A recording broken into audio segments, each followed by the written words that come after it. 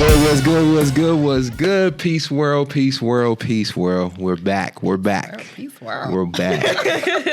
We're back.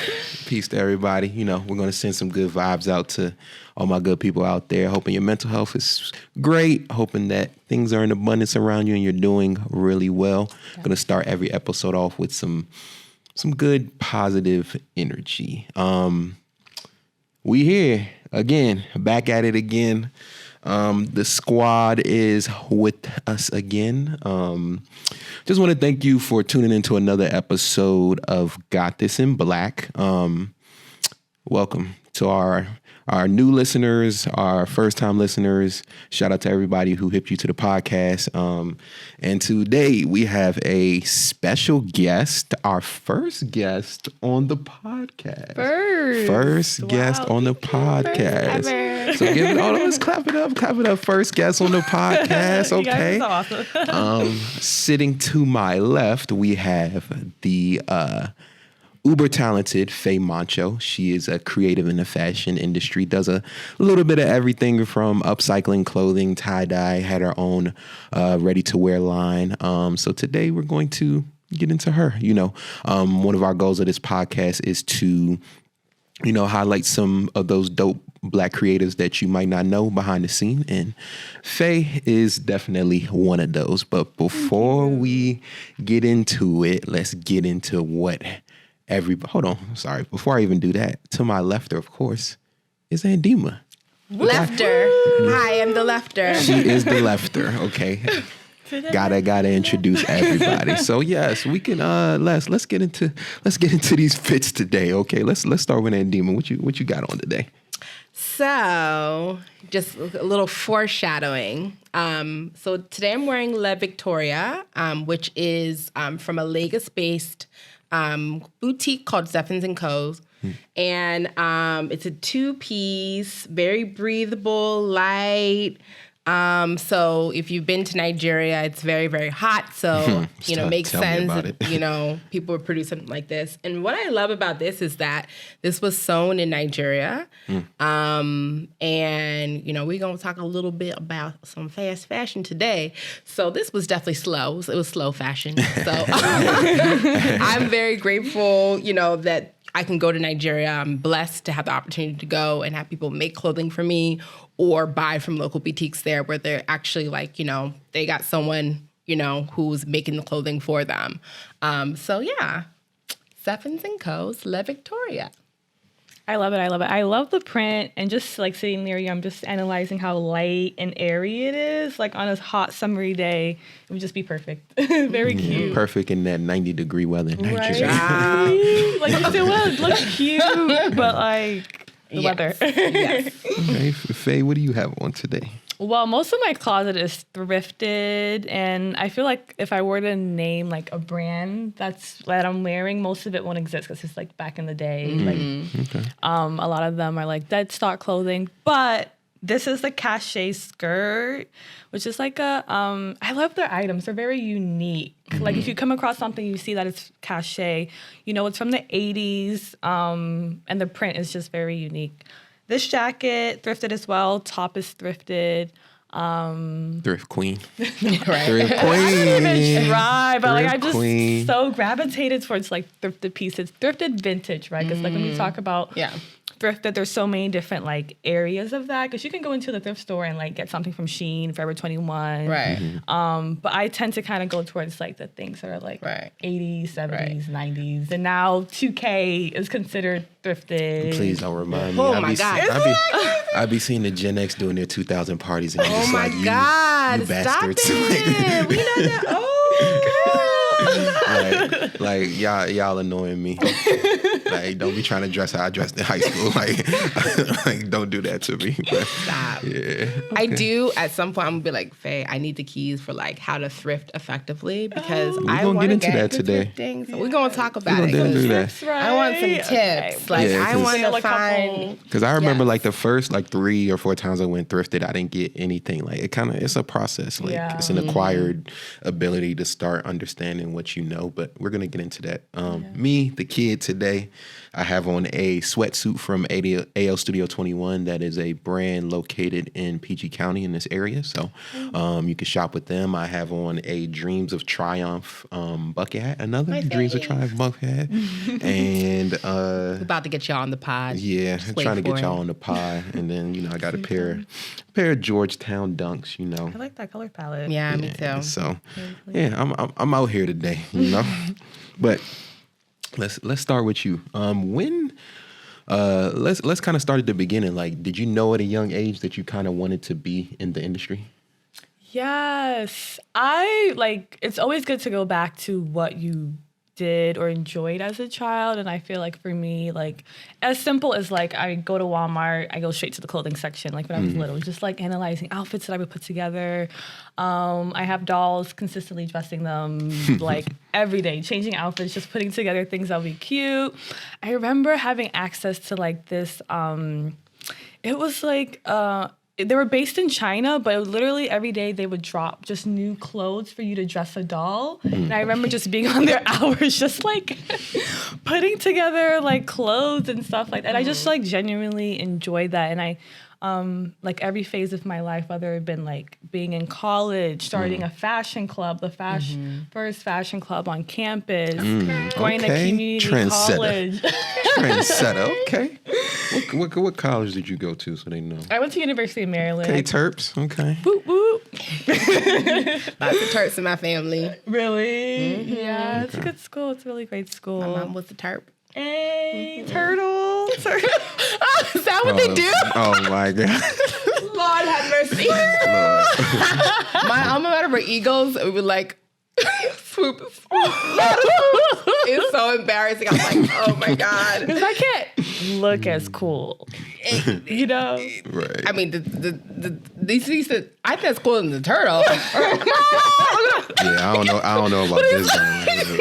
At least we got like some wingspan going on. Shout out to my Bowie State Bulldogs. HBCU, I didn't say Emory University Eagles. We don't have sports. It is what it is. Yeah, okay. So as a youngin, you were, playing around with clothes, and then you got to UMD, you did the fashion club, and then what was the next step from there? Because I know you had your own ready-to-wear type line. So where did that come in the process? Was that after you graduated? Did you start that while you were at College Park? So just backtracking a little bit, went to community college for 2 years, then transferred to Maryland. But while I was at community college, I literally, again, just like talking about just bringing what you enjoy every stage of your life. I would just like bring my camera, go on campus, be like, oh my gosh, I love your outfit. Can I take a picture? Just to take a picture. And then I ended up getting this opportunity to like blog for the community college, CCBC. And so I would feature like people's outfits and just like highlight their unique style. And during that time, I always thrifted like growing up with my mom. So that was the thing. And then I got to the point where I was like, I'm finding really, really nice stuff. I want to share this with other people. Like I know someone out there is going to really like this. So I started my online store when I was at community college. Oh, and then I was dabbling into tie-dye and then wanting to get into sewing. And so, that's kind of, what was that, 2012? Yeah, that business entrepreneurship for me kind of just started. And went to University of Maryland, continued that. But school got a little bit, you know how school can get, you're balancing it all, you're like trying to steal your dreams. Literally trying to prioritize. Bruh, so I kind of put that off to the side. Everyone's like, it's stressing flashbacks. Because when you say community college, I was at community college too did like 3-4 years at Prince George's. So yeah. With school, you kind of just like, it's a journey. For sure. It really is a journey, for sure. And sometimes you have to like stop, and that's okay. Stop, reevaluate. Is this right for me at this moment? I think in that moment, it was just more so about like focusing on school, but still, doing what you enjoy when you can. Right. Working towards it at your own pace. And so went to UMD, co-founded a fashion club, had like a University of Maryland fashion show, like had people come up and just show up, and it was really great. So yeah, sorry, I forgot that other. so you brought the sauce to UMD basically. Brought my own flair. Okay. And then you had your own line, Fncy Mffn. So kind of give us a little insight of the background from the name to how it started as well too. Yeah, so Fncy Mffn came about in high school. Okay. I took an art class, and the project was like coming up with our own like fashion line. I was like, okay, this is a moment. I always talk about fashion. Let me be serious about this in high school and see where it takes me. So to come up with the name, I just wrote down my initials, FM, and like all the F's I could think of and all the M words I can think of. And then I came up with Fncy Mffn. And so that was back in 2010 or so. Okay. How that name came about. And I've kind of carried it throughout, like, when I first opened my vintage shop back in community college. That was like the name of it. And now I'm kind of just like holding on to that name for other stuff. But yeah, that's how I came about for Fncy Mffn. And during that time, like the premise of Fncy Mffn was like an online presence, selling vintage, reworked items. Okay. Things that I can rework, like finding jeans and turning them into shorts and shredding them. Right. Just whatever I could upcycle out of thrift store. Right. Okay, wow, that's definitely interesting. And then I know something that you're really very talented at. Like, guys, like when it comes to tie-dyeing, like Faye is a monster. Like, she's a beast. Like when we have our me and Demon were working on a photo shoot. That when that photo shoot come out, you'll see a little Fncy Mffn custom piece that she did for the kid. But you also you've seen her earlier on the podcast, so y'all already know. Oh yeah, you saw the hoodie I wore on the Fashion Week episode. I wore that. Yeah. I'm already just trying to think about what piece I want. I haven't. I need to get it together. We need a two-piece moment because I'm loving this two-piece on you. Yes. Okay. That's what I want. So how did you get into tie dyeing? That was when I played lacrosse in high school. We had you laxed in high school. Yes, I love lacrosse. Oh my gosh, I was co-captain my senior year. Like, okay. You're from Maryland, right? You're a Maryland girl. we love lacrosse over here. Maryland and Massachusetts. I'm like, what is it? What? Well, I didn't know about lacrosse till we got to high school. I never heard of that sport. Really? Same here for me too. I feel like it's big. It's big in high schools here in Maryland. I feel I like. was talking about no lacrosse when I was. I mean, I sure wasn't. My parents like middle school. Football. You're gonna play soccer. I know. Play soccer. I know. That was big, right? Yeah.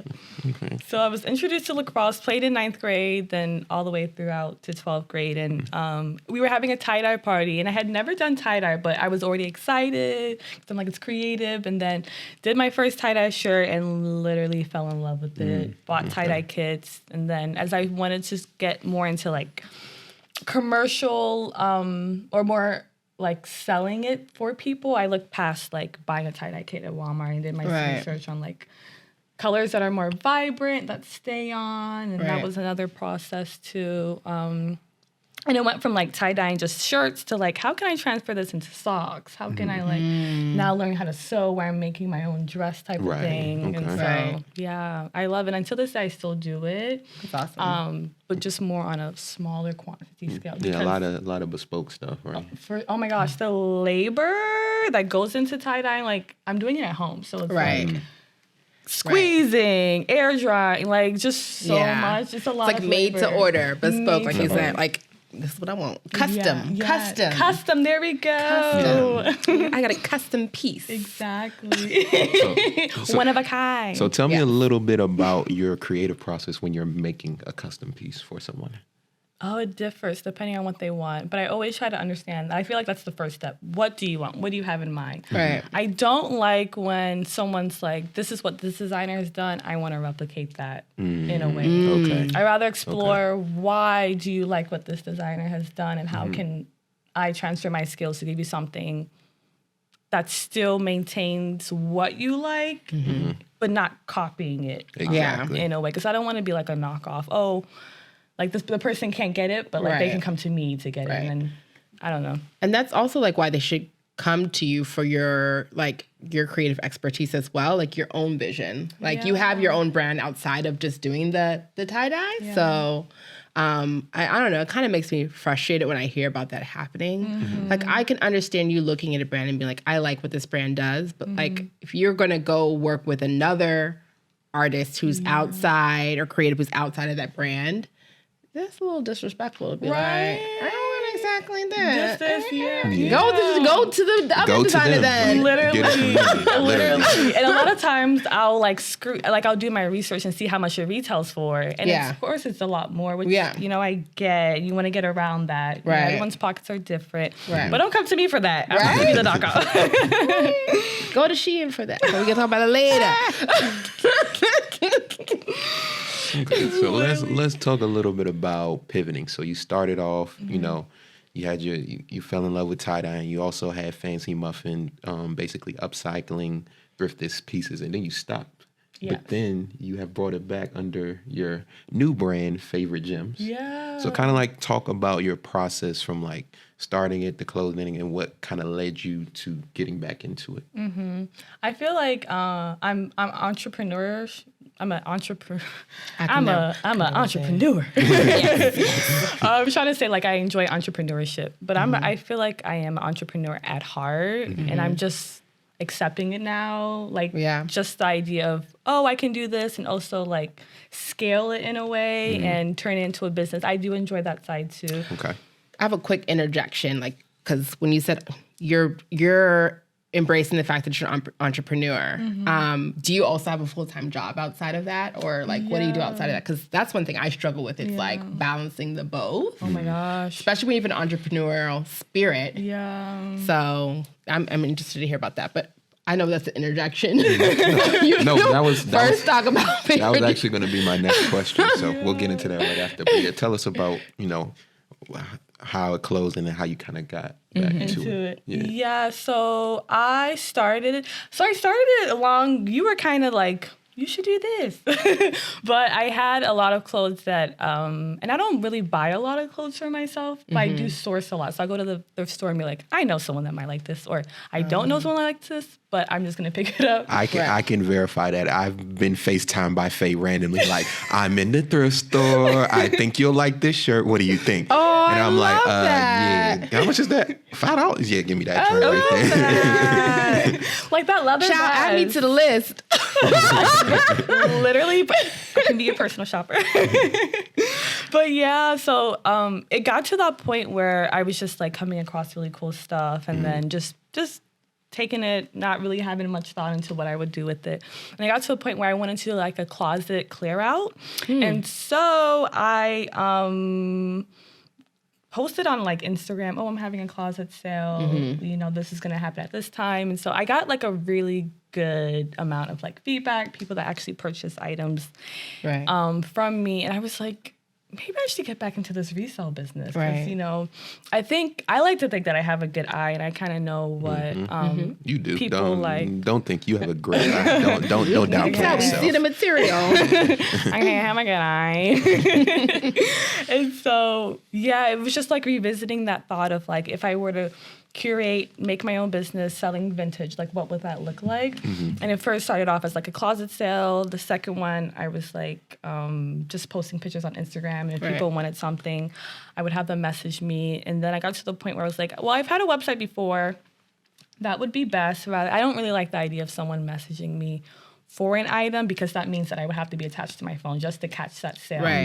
And I don't get notifications on my phone for Instagram. It's more of like when I check it. So I kind of wanted to keep it that way. I'm the same way. I don't like all the notifications from Instagram. Yeah, no. I'm already an anxious person. So that makes me even more anxious. But you said you should turn them off. But you work in that industry though, so but I got a work phone. I just keep it on my work phone. True. That's true.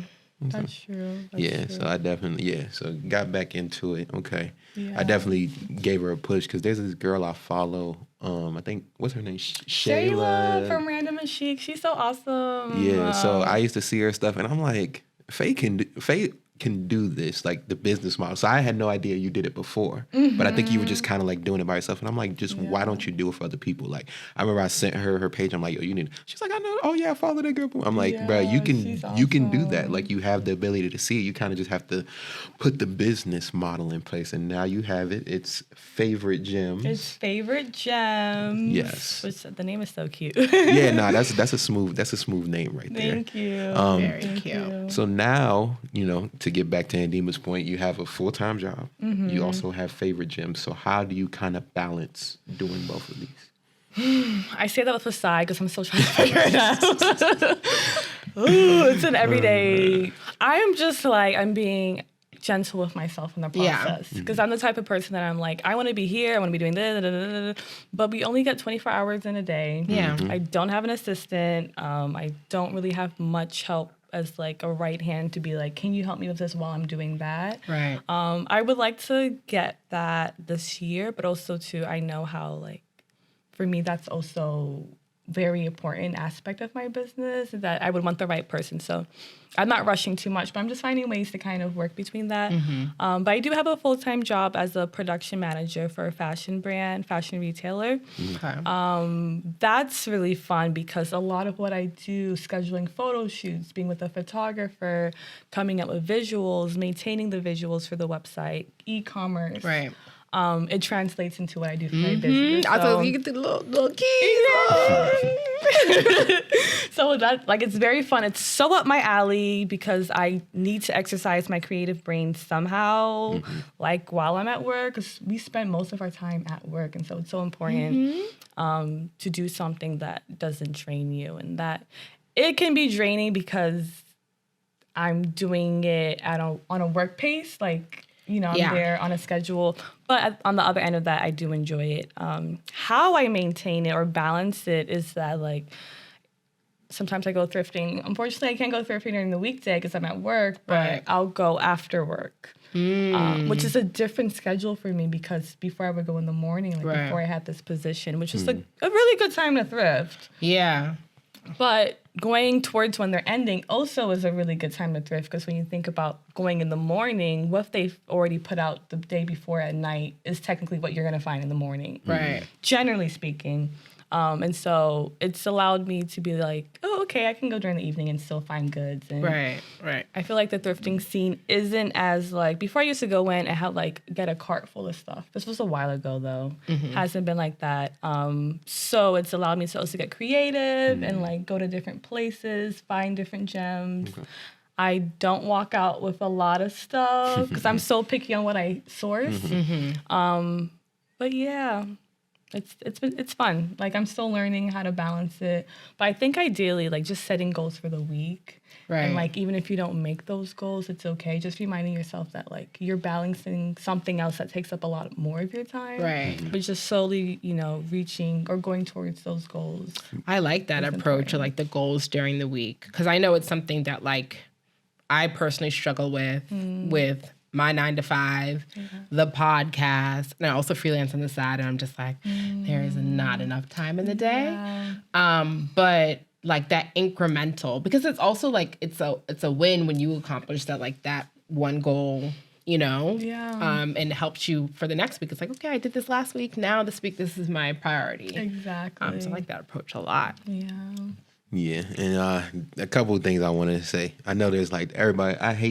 I low key hate that. Like I don't know if it's like a meme or that mindset. Like, oh, everybody has 24 hours. Everybody 24 hours is very different. Yeah, that's why I say I don't have an assistant. Like, because if I had an assistant in 24 hours, that would look different. Like what people can do in 24 hours, because you got to think about your commuting, if you're meal prepping, if you're trying to work driving, out, you're how working much sleep out, you need. and stuff like that. Like it starts to diminish those 24 hours. Yeah, so don't let people discourage you when they're like, oh, everybody has 24 hours. Like you have to make your 24 hours have to make sense for you. So that's why they say not to compare yourself, but also you do have to take advantage of, if you're one of those people who do want to start being an entrepreneur and you have a 9 to 5, like you really have to take that time in the evening to do something. Like you have to work nights, you have to work weekends until it gets to the point where, you know, you feel like what you're doing on the side with your entrepreneurship can support, you know, your expenses, and then you can make that switch. But it's also okay to continue to have a 9 to 5 and have a business on the side. Like it doesn't make you any less of an entrepreneur that you have a 9 to 5. So don't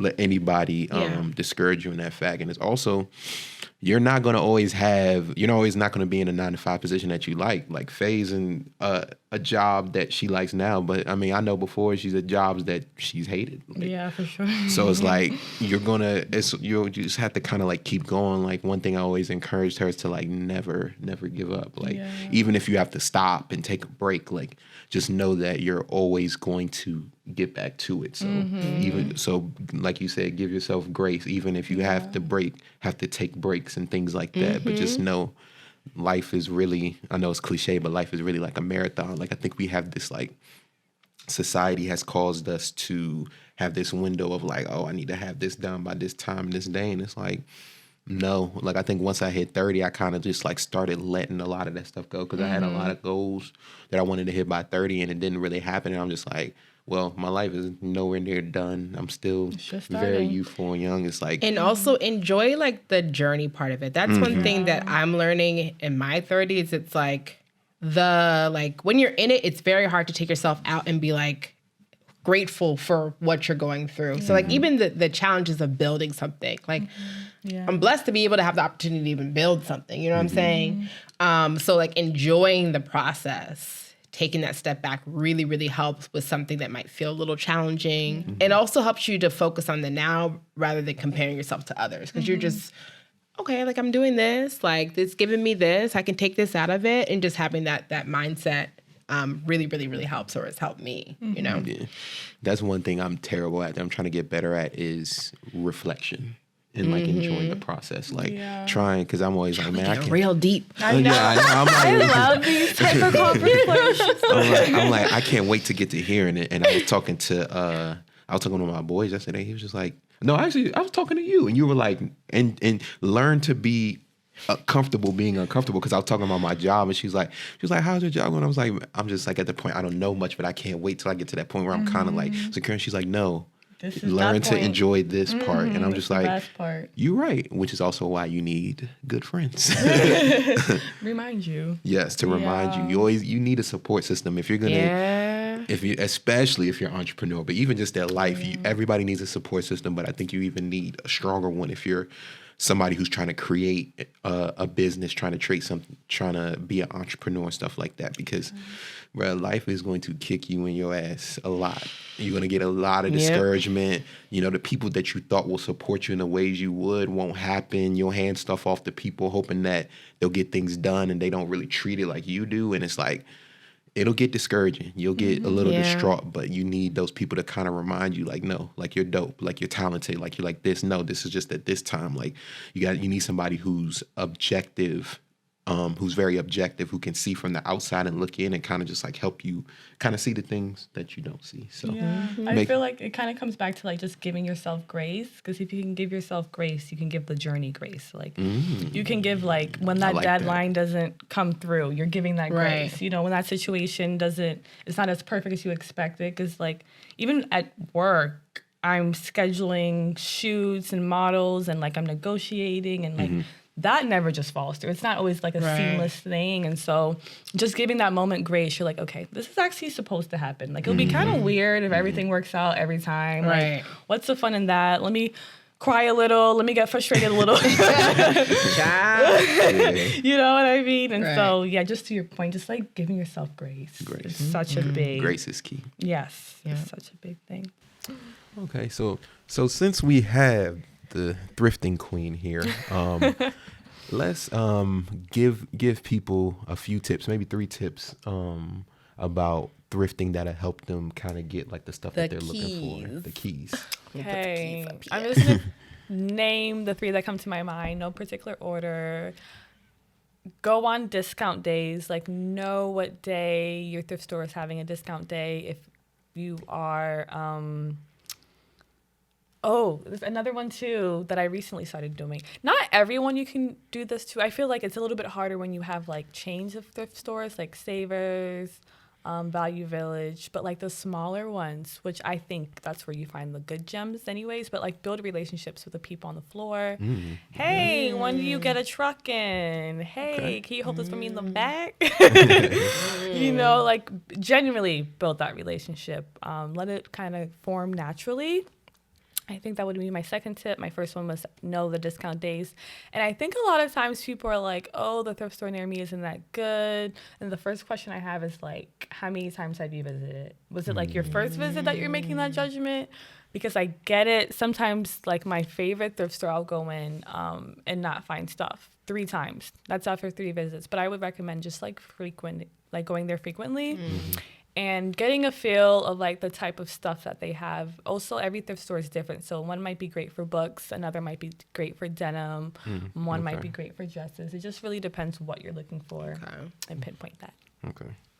I'll give my little one gem. Not saying I'm a thrift guru, but I think one thing helped me is like knowing exactly like what piece I'm going to look for. So it's like sometimes I would just go in and be like, let me just see what I want. But I remember one time I was like, yo, I need a pea coat. And I literally went into like maybe 2 thrift stores, and I found like I probably picked up 2 or 3 coats that day. Wow. So having a narrow focus on which item of clothing I wanted helped me to just basically eliminate the rest of the store, because you can go in a thrift store and you'll just be looking for hours because there's so much stuff. Yeah. But if you know like, yo, I need a pair of pants and I need a button up, that'll help shrink the store so you can focus and you can probably hit more locations, because once you go through and you see it might not be something that you like, you can go to another thing. So that would be something that may help you. I know that helps me now. If I'm going to a thrift store, I need to know like, okay, I'm going for sweaters, I'm going for button ups or whatever, and that kind of helps me shrink the store. And then if I'm only going to one thrift store, if I know I'm looking for coats and I go through the coat section and I don't see nothing I like, okay, then I like I feel like I haven't found what I look for. I'm gonna just bounce around and see if I like something, versus like not having no idea what I want, and then just kind of going there and then you just get overwhelmed because it's like it's just clothes and clothes and clothes and clothes. So I think that's something. I've been looking for a white silk shirt for forever. So Girl, you can find one. You definitely can. We gonna find it. Yes. And now I know. So if I see one, I'll just send you a picture. Do you like this?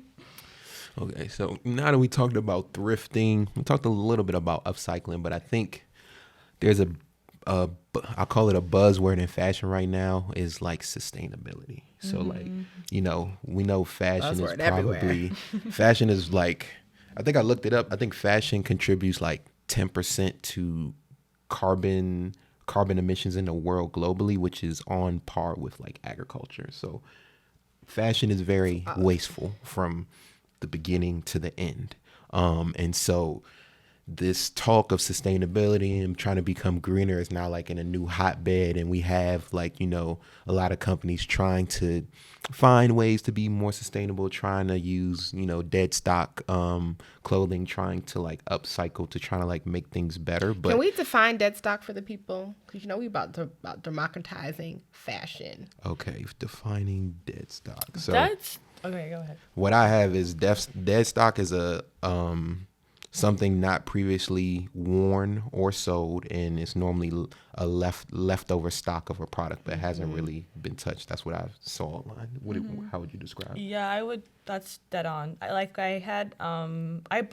went into a thrift store. I saw they had like 20 of these socks. And I looked at the quality of it, or the material it was made from cotton. So in my head, I'm like, oh my gosh, these would be perfect to tie dye. So I saw they had 20. I asked them, oh, do you have more? And they had like a whole box in the back, but they were like dead stock 80s type of socks. So Gene Simmons. You said what? Gene Simmons, little Jazzercise Jones. So in my head, like I can, of course, just buy from a wholesaler socks, or I can use this opportunity to just buy these dead stock socks. And that's what I did. Yeah. And so like when we talk about just ways of just being more sustainable, thinking in that direction. Yeah. It's pretty cool. Okay. And then it says, so right now I think fashion, like we produce about like 150 billion pieces of clothing yearly. And they estimate that about 20 to 30% of that is not even sold. So 20 to 30% is anywhere from 30 to 45 billion pieces of clothing that are made but never sold. So that's already waste right there. Then let's take it to the stuff that you bought that you probably don't end up wearing. you throw that away. Or clothes that you've had for a while, you throw that away. And most of us, we're just throwing it in our trash bags. Like, we're not even taking it to a thrift store, but I don't even know the thrift store process, but everything is basically, it's just hitting a landfill. So it's just so much waste going on.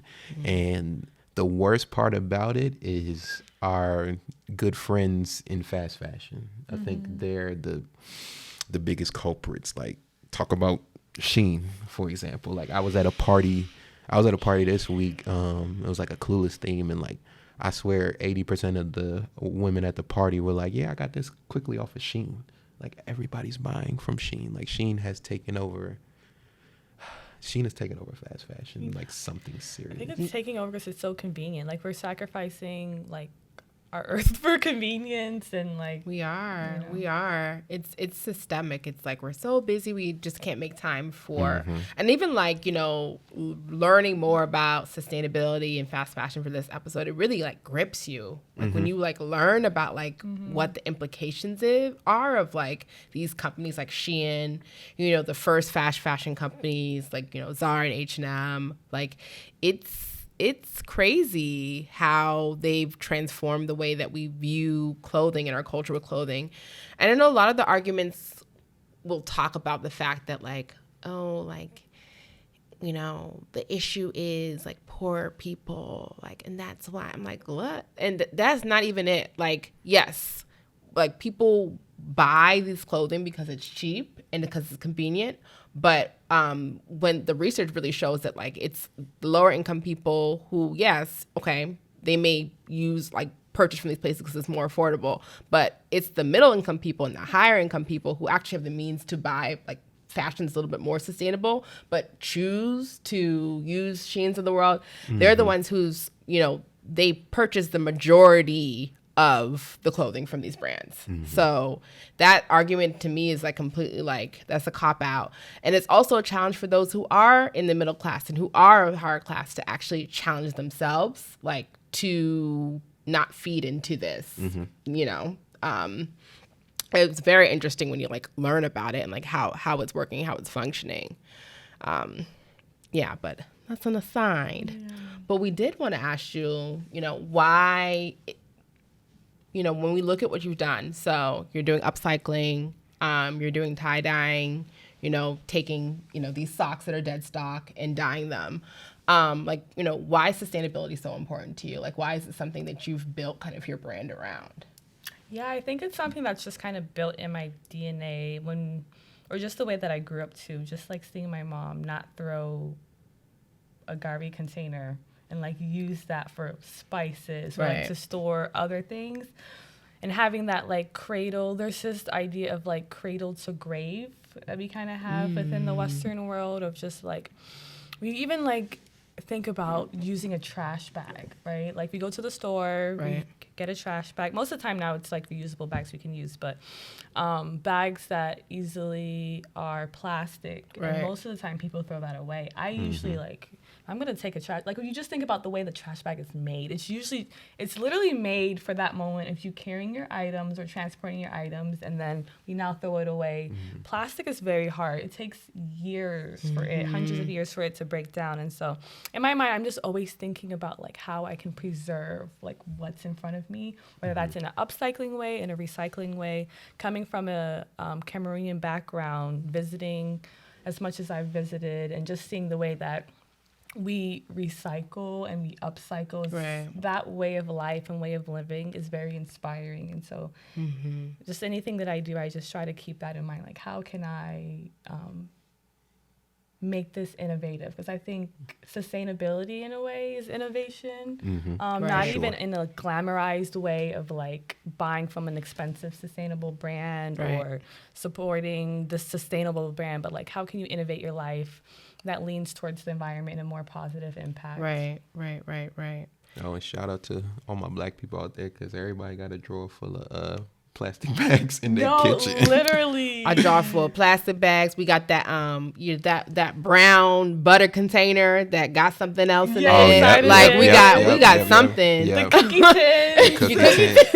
They got the needles in it, the sewing needles and stuff. So we got got a little sustainability, For a sure, little I feel upcycle like in us. it's in the within DNA. us. Like sometimes you talk about sustainability, it feels like this exclusive conversation. But you just have to analyze how you're being sustainable in your lives, and you'll come to realize that there are a lot of things that you're already implementing, and then assess how can you further push that limit. Yeah. And I think, I don't know, I like the class thing really gets me, because it's like, okay, we talk about Black people doing that, and it was because we didn't have as many resources. So when you don't have as much resources, you make do with what you have, and you use it to your advantage, and you're creative around it. And I think it's very interesting when you get to the middle class and the high class. It's like you have more money, and so you can waste money. Like you can use it to buy 5 different pairs of like the same shoe. You can use it for like all of these different things that are just so focused on consumerism. But at the same time, if you're in that middle class, high class bracket, you have the ability to push sustainability even further, because you have more time, you have all of these different things that like someone who's of a lower class doesn't have. So once again, the onus is really on the middle class and the high class. We already been Exactly. sustainable, Yeah. within a lower class context. Yeah. Right. So come on no, I now. agree. Yeah, I because- think like on our level, like, and when I say sustainability, because I feel like it's just like glamorized, that like sometimes you feel excluded from the conversation. Yeah. But like in a lot of ways, we're already being so sustainable. And again, Right. it's just like revisiting how can we be even more sustainable too. Right. And we have to, going to probably pivoting to like the whole fast fashion thing, we have to hold accountable these bigger brands that have more of a carbon footprint, that have more of, they can easily turn off and reduce and, set back and produce less in a split second, compared to like the lower level, smaller people that are making those steps to kind of be more sustainable. Right. The impact really on a bigger scale definitely comes from like companies. Oh yeah. For sure. Like that also ties really well into this, like the shaming that sometimes happens with sustainability, where it's just like, oh my gosh, I'm like trying to remember the exact anecdote, but like basically something happened on TikTok where like there were women in sororities, like historically Black sororities, at HBCU specifically, and they were doing these hauls with like Shein products. And this whole community of like upper middle class people, probably influencers, were like coming at them because they were doing a Shein haul. They're like, I can't believe you're doing this fast fashion, blah, blah, blah, all this bullshit.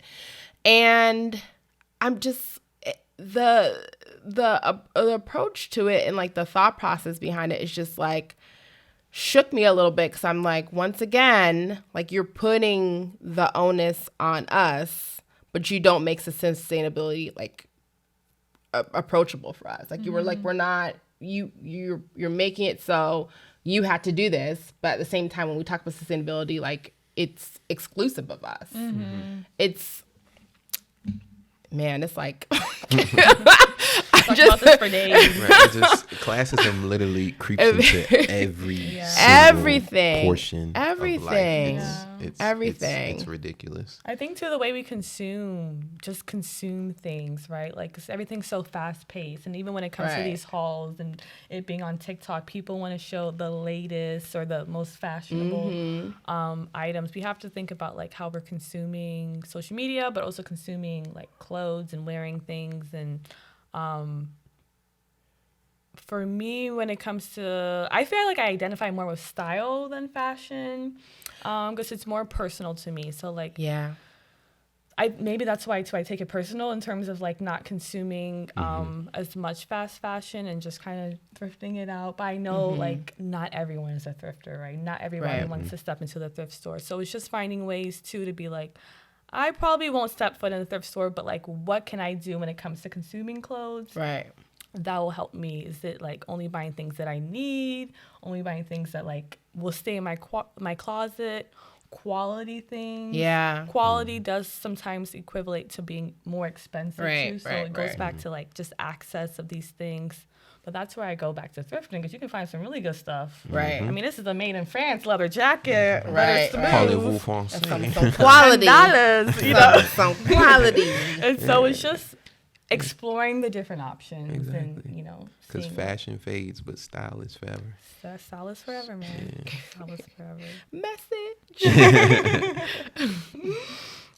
So why is it important for you as a designer to be somebody who upcycles? Like, what's the importance for that?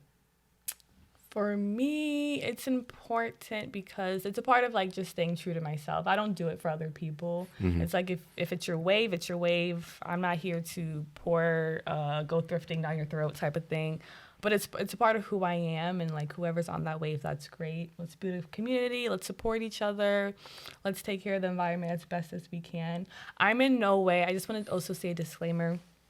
I'm not like trying to say I'm the spokesperson for like sustainability either, but I acknowledge that I can make a difference in my everyday life in terms of like what I can do to make the environment a better place. There are probably parts of my everyday that I can improve as well. Right. But that's like a growing thing, right? I think just like getting that conversation started is so important. And yeah, for my business and what I do, it's just a part of who I am again. And so it's good to share that with others. No, that's definitely good. And I feel like, so I was listening to an episode of The Cutting Room Floor. I think it was season 2, episode 9, and they had a woman come on there talk about sustainability. I believe her name was Liz Ricketts, and she was like, the first thing she was like, she felt like, you know, for people to understand that like sustainability is not in like your dollars or like a product, because at the end of the day we are overproducing and we are over consuming. So any more of the purchase is leading to that. So, you know, a lot of companies now, like there's a lot of these companies which I mentioned before, like they're trying to do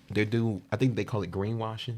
Yeah. Because like I said, sustainability is like a hot word right now in fashion. So like, and there's no way to verify that a lot of the stuff is being upcycled and sustained, and people are using that to sell more product. Right. Then also people are trying new stuff. Like I read a couple articles, and some brands are doing stuff where they're like allowing customers to return like old product and then use that as a credit to buy like new stuff. And it's like, and I'm like, that's not really like sustainability at the end of the day, because you're still consuming more. What are you as a brand doing with those old clothes that you're getting? Are you actually reworking those to resell that in a new season? Or are you just taking those and adding them to the landfill as well too? Right. Because in the episode, she talked about how like, you know, US, UK, I think Germany, China, like they send a lot of their clothing to like South America. They send it to Africa and stuff like that. So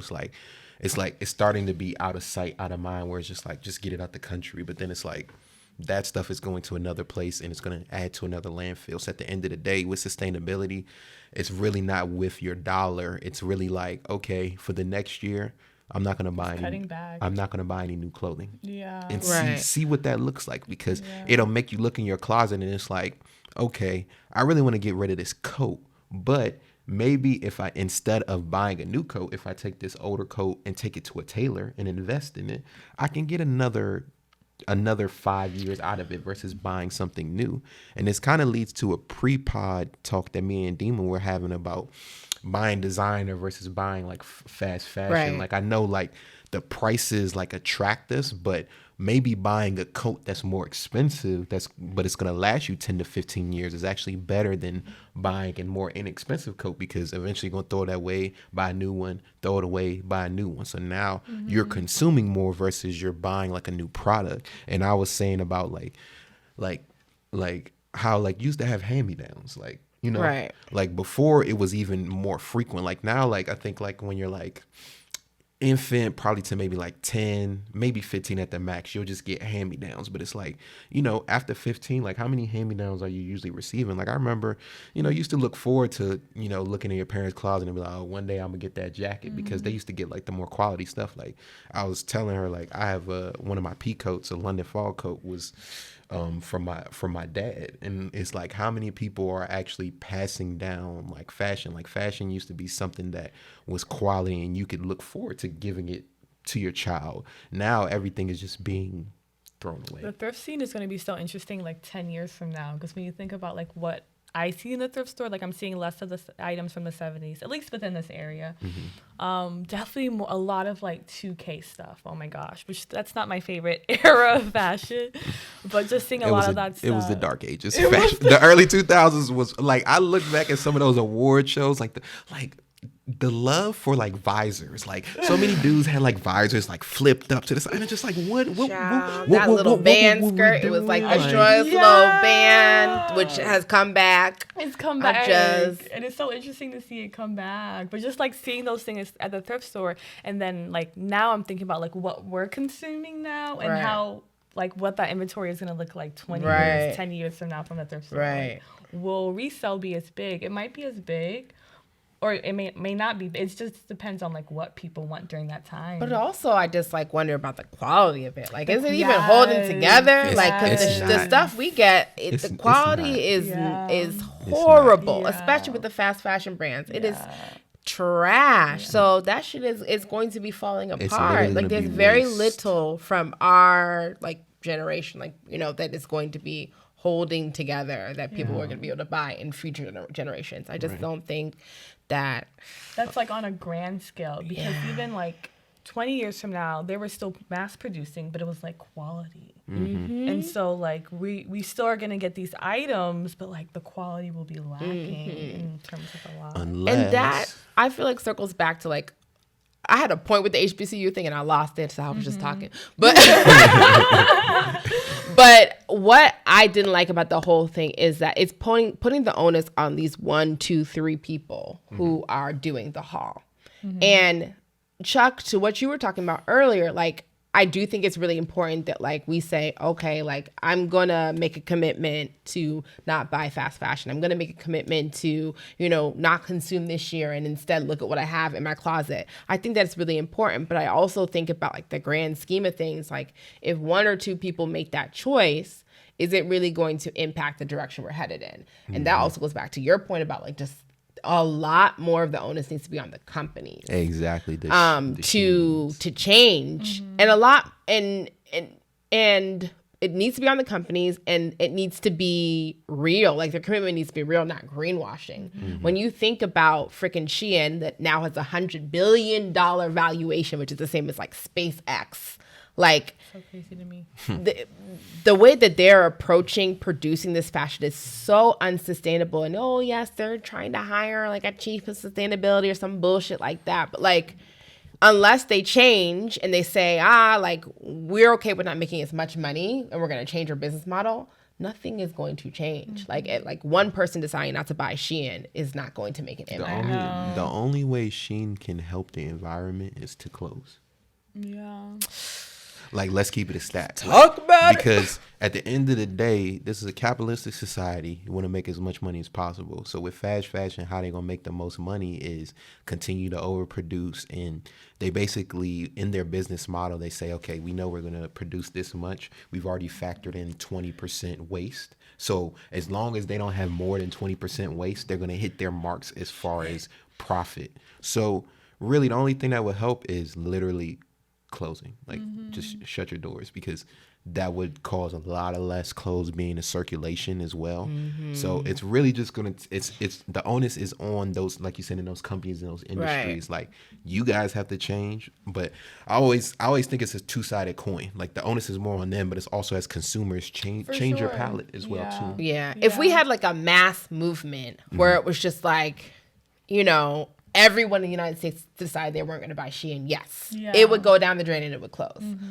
Now, how will we get there? Like, it's like, we could barely wear a mask uniform to save ourselves. I don't see that happening. Because the thing, like I said, the problem is the waste is out of sight, out of mind. Like, I can't even tell you where a landfill is, so you don't see it. Versus, let's say like this, right? Let's say they collect trash probably like once or twice a week, right?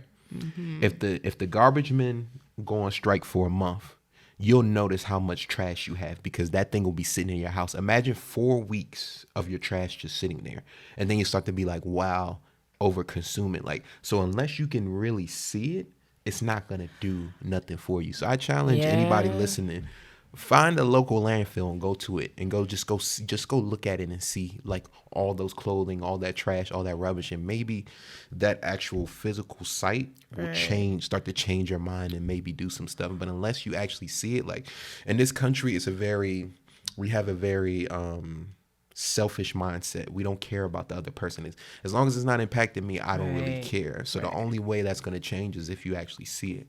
Go look at a landfill and see how things really look, and then be like, oh, okay, maybe I do need to change. I even remember when I was when I studied abroad in college, how like their trash can was like this small little bin. Like that was like their trash can, and I felt like I would fill that joint up like it got so quickly. And like for them, no, they didn't. Like it's just we just are so used to consuming, buying.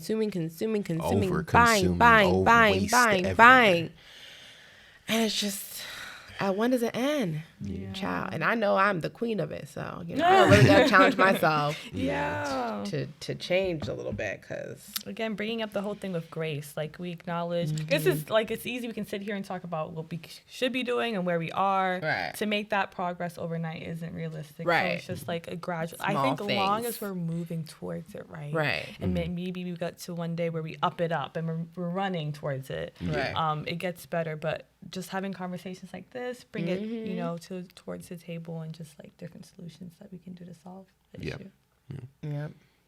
So it's just fast fashion is going to be a topic that's going to be right on the forefront of fashion moving forward, because sustainability is something real. Moving to a more greener environment is something real, and getting fashion to be more green, like I said, it's 10% of carbon emissions globally. Like, so they're big contributors. So trying to get them on board is really going to be vital for the sustainability of the earth and our beings as moving forward. Because I always think about what is it going to look like for our grandchildren if we keep going around this route. Like, the earth might not be there, like how we're moving now. So just kind of have to move. Buy some SpaceX stock. Yeah. Buy some SpaceX. You just got to move smarter. But the devil. So what are some goals that you have in the next year for Feivorite Gems and your brand and growing, and where do you see yourself? Yeah, so I did a pop-up 2 weeks ago in DC, which was really great. So I want to do more of those. Like, as we're slowly getting back to being outside and people feeling comfortable with like a bit of bigger crowds, and I'm feeling more comfortable with like doing pop-ups. I definitely want to have that personal presence, because there's a lot. It's easy to have like a social media presence, right? Or like to formulate that, come up with your brand and communicate that. I think it's even more personable to like meet your customers, meet people that connect with your brand. That's like a different level of relationship and community. So just doing more of those. Balancing, I feel like it's always a thing, but just balancing having a 9 to 5 and then my job. But getting more comfortable with that, what that looks like, adjusting. And then finding a way to scale my business, which is a little bit hard when like you're a smaller brand, you do everything, you source, you take care of inventory, you take your pictures, you do this and that, you do this and that. So just bringing on great help would help me so much. So working towards that. Put your applications in. Yes, I need some help. But yeah, things like that. And just looking, I'm such a loose and free-flowing, wherever God has me type of person. I think more structure would be great, though, but a part of me is just like wherever God, takes me, and my ideas and things like that, I'm so down for. So. Okay. Well, we want to thank you for coming on an episode of the podcast. I have a quick question before we thank you. Where can the people find you? My social media handle. So you can find me on Instagram. I'm just kidding. My business page is FEIVORITE.gems, GEMS. Feivorite Gems. And then I also have a website as well, favoritegems.com. And then if you want to follow me on Instagram, my personal account is your.favorite, YOUR.FEIVORITE. Yeah, thank you so much. Thank you guys so much for having me. No problem, no It's problem. been a pleasure. We appreciate you. We enjoyed the conversation. Yeah, this was a good talk. It was a really. really good conversation. I feel challenged. I'm Yes. like, okay, I'm going to go look at my class. I do have some okay. Oh, I'm sorry. We're talking more. We're closing now. Yeah, it's been a good conversation.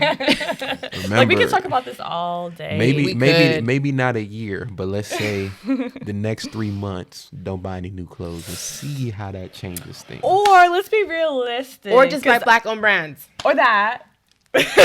Or just buy from Faye only. Or that. Hey. I get a lot of guys like, do you source men's clothing? And it's like, I want to. I just need to build that, you know. We gonna trust me. audience. I got ideas. We gonna work on it. Okay. Yes. I mean, even though I will like clothes are gender neutral, but like just men that are like, I don't want to wear that, but you get some stuff that's more. I'm the Feivorite Gems unofficial business consultant. So / ambassador. we'll work on some things. But yeah, thank you again. We really appreciate you. It was a great talk. Thank you again for tuning in the pod. We appreciate you guys. Make sure you like, comment, subscribe, follow our Instagram page. Make sure you follow both Faye's Instagram page. Make sure you support. If you are a guy, you can buy some clothes from her for your mom, your sister, your cousin, your girl, your wife, your niece, any woman in your life. Matter of fact, have a generous heart. Just buy something. Give it to a girl you don't even know. Just put that out there in the universe. Bless somebody. Bless somebody. You wear XL. I just bought something from Feivorite Gems. This is fire. Matter of fact, here you go. Have a black. You know what that would do to somebody. Like, You might find your next wife. hey, peace.